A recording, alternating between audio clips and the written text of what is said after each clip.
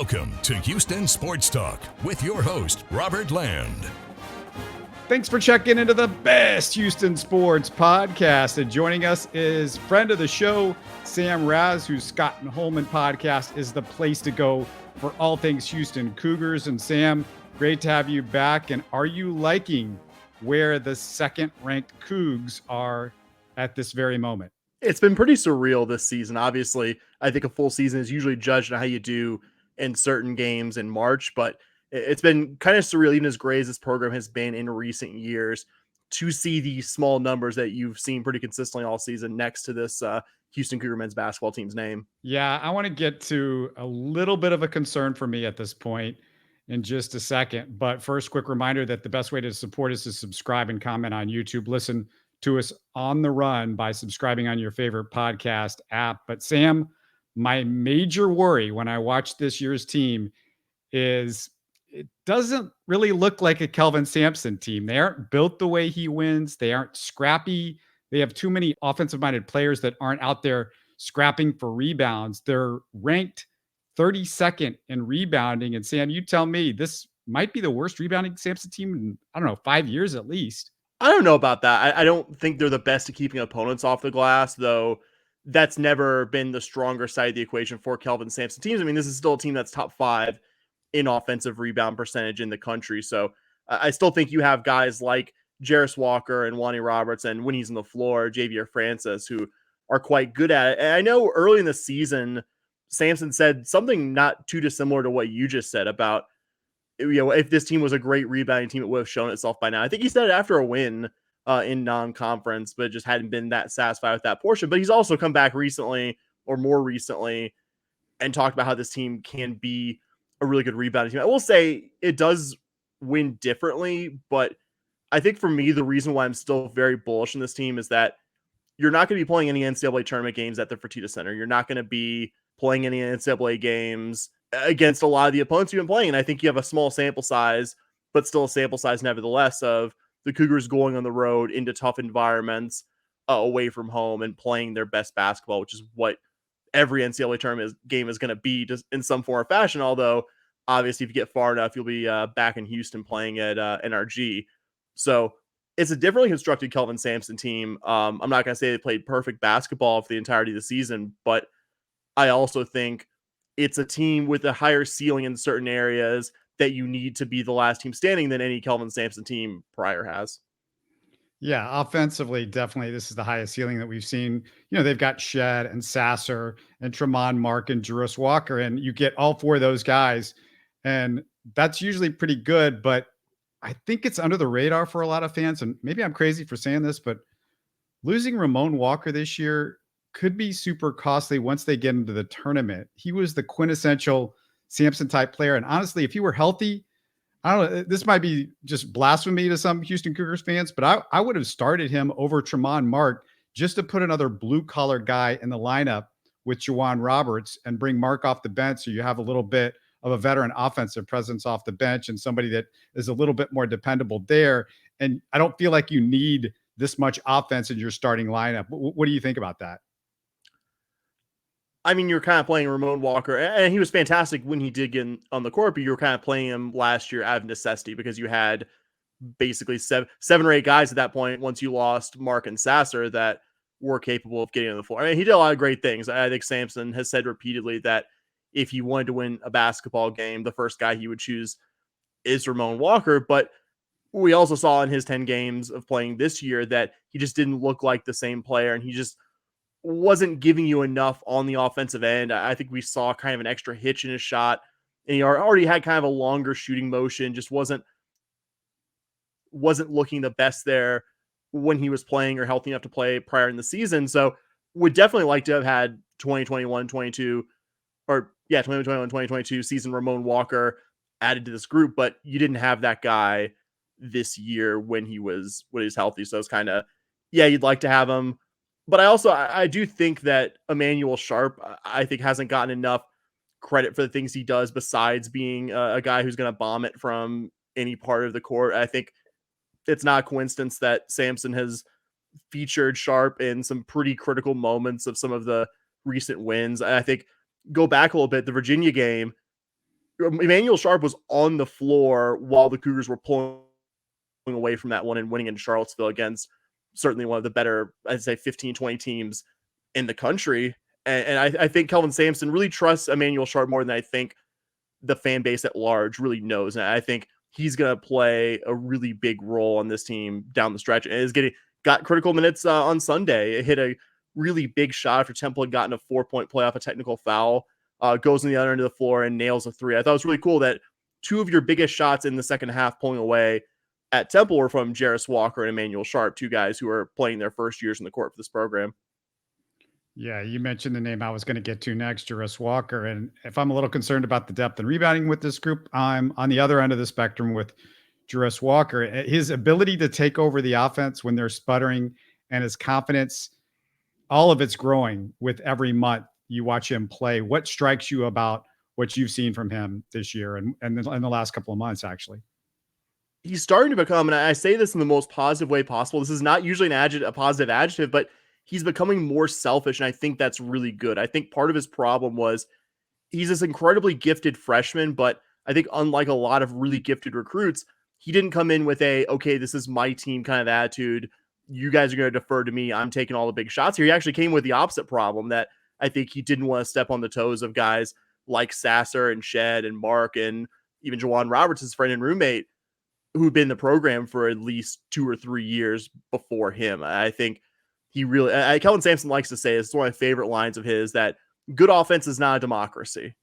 And I think it's kind of become clear to this team that Jarace Walker needs to be getting the ball a lot more, because there's not really an aspect of his game, certainly offensively. And I'm sure, there's things that can be polished. There's been games that haven't been his best, but you've really started to see the Division I games slow down for him, I think, since the start of the new calendar year.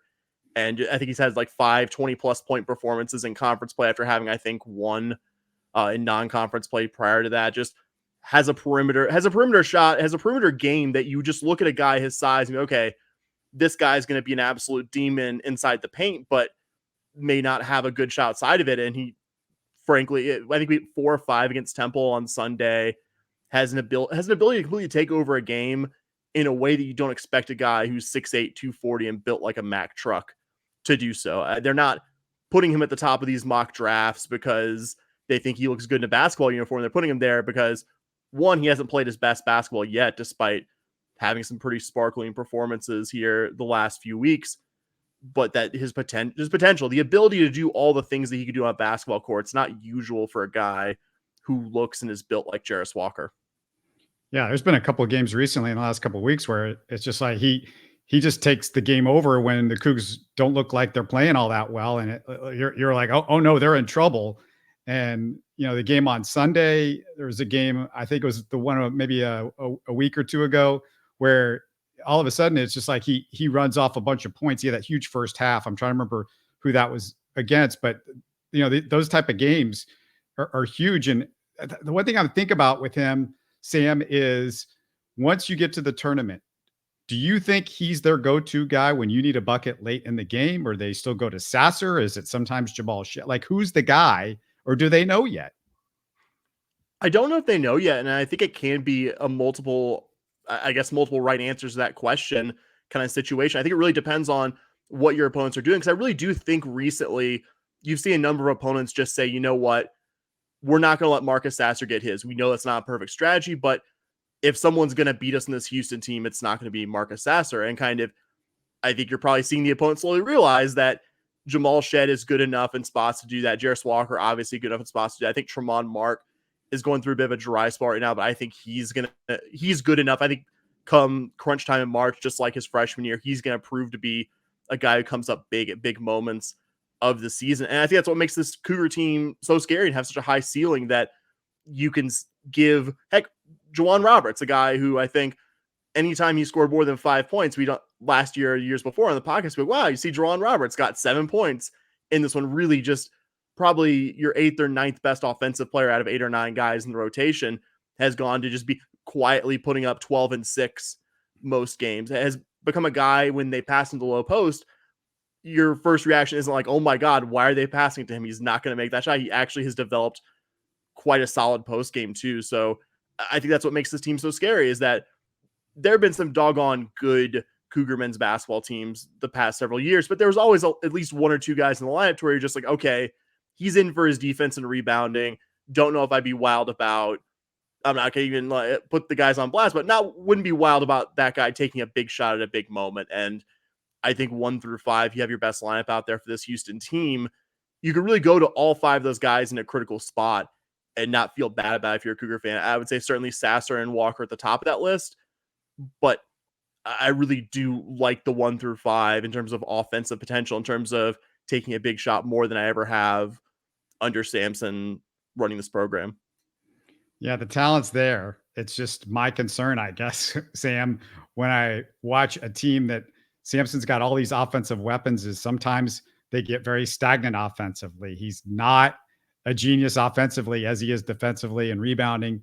His squads, I feel like that's where they make their money, is doing that stuff. But, I kind of want to see a little bit more what I saw in the second half on Sunday, that ball movement and guys, it just seemed like they knew what they were doing in the second half, where, I've watched a few of the games recently and it's just like, I don't see them, really having a feel for what they want to do and where they want to go offensively. Yeah, I will also point out that this is a team averaging in the mid 70s while playing a very slow possession kind of games that, you're talking about more of a 61, 63 possession kind of team, and that they're still putting up some pretty nice point totals. Yeah, there are times where the offense gets stagnant, but I mean, we're still talking about a team that efficiency wise is one of the very best in the country. And I do think, and Kelvin Sampson's talked about this a lot, he really did improve his, I guess, offensive ideas versus, Kelvin Sampson, Indiana, Oklahoma, and Wazoo era versus now, from being in the league for 5 or 6 years, however long it was, in between getting fired from Indiana and taking the job here at Houston. I think he's got a bit more open-minded offensively. And I think you've seen that from the ceiling of the Cougar teams he's had here versus, some very good, but always offensively capped to some degree teams that he had at Oklahoma largely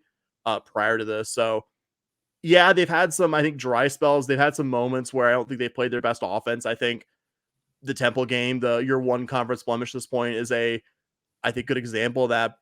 But also, that was a game where just about everything went wrong offensively, and you still had the ball with 7 seconds to win it. That's just how narrow the margin is between this team having one conference blemish, and we're talking about a team where the only loss they've had this season is to a consensus top 5 Alabama team. So I think you could pick nits. I think you could find some definite red meat to criticize in terms of the consistency at times offensively, but I still think even now, it's not just this is the best ceiling Kelvin Sampson offensive team, though I do believe that. I think it's practically it's been the best offensive team he's had in terms of on-court results, and also I think their potential. Yeah, it's also times where I just pick up the pace a little bit, because you guys are talented, and you guys are these teams that are less talented than you're kind of giving them a chance in these games, because they don't have the offense that you guys have got. I don't mind him slowing it down in the second half when you've got a double-digit lead and you're trying to grind it down with that defense. But there are times early in games where I'm just like, pick up the pace, guys. You're giving the Wichita States and the Temples a shot, which I don't think they should have a shot against U of H this year. That's true, but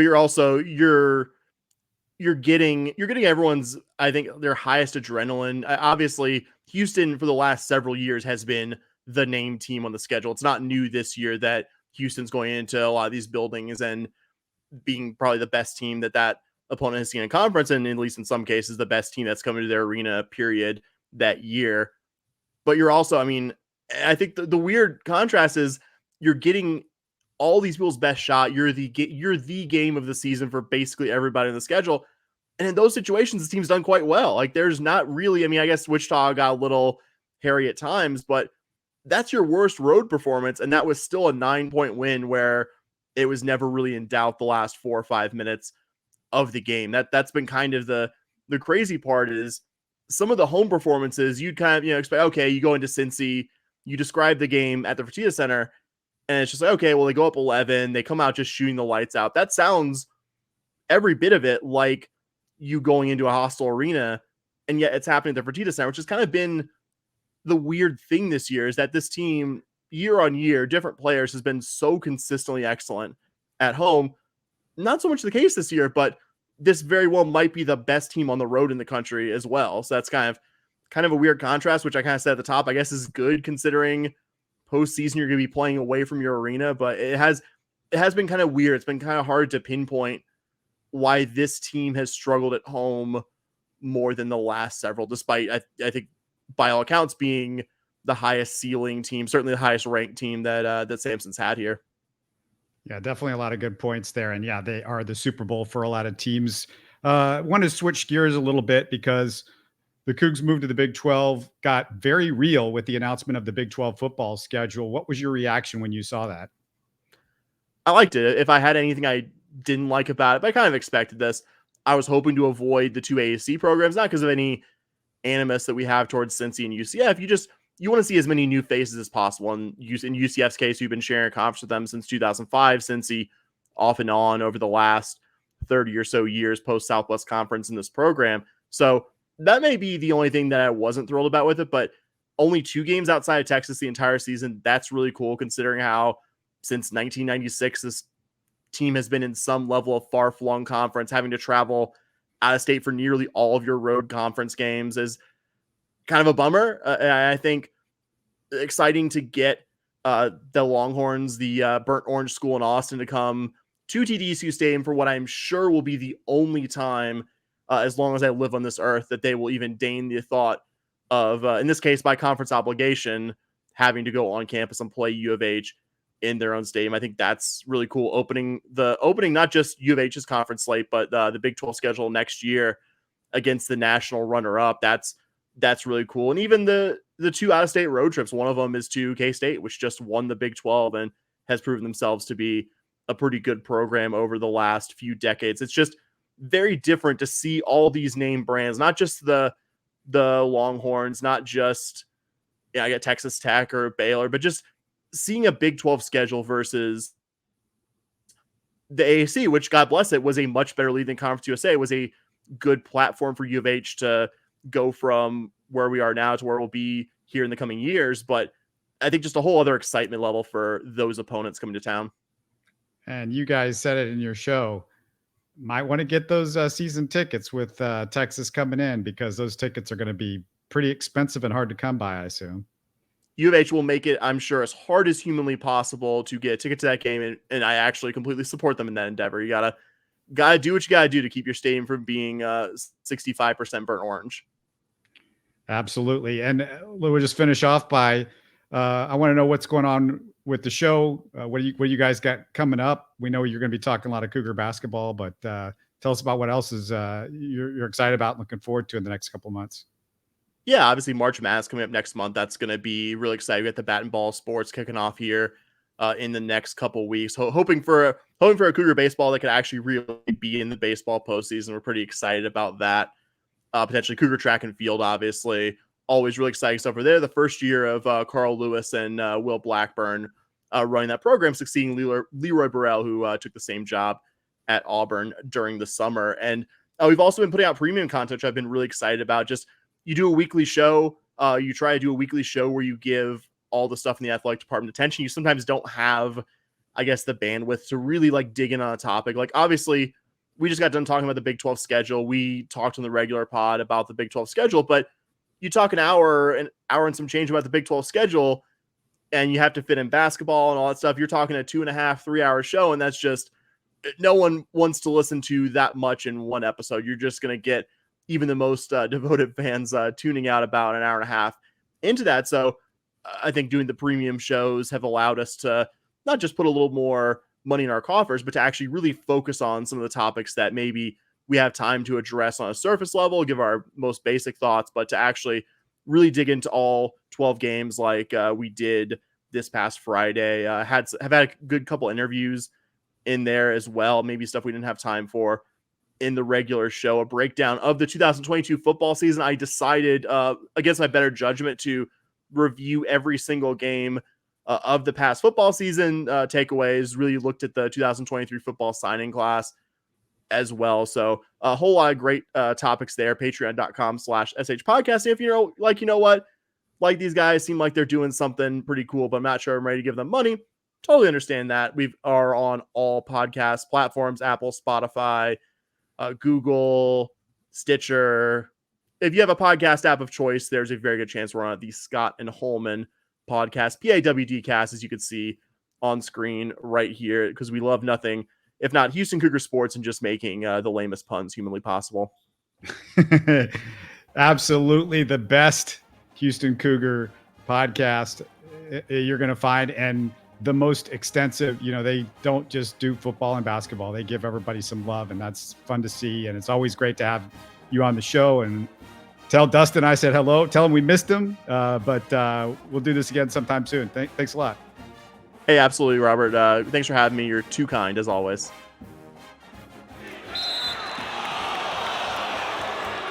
You're listening to Houston Sports Talk. Hey, don't forget to support us by subscribing and commenting on YouTube. You can always listen to us on Spotify, Apple, or your favorite podcast app. Tell your friends about us and share our show links on social media. Spread the word, everybody. Thanks for listening.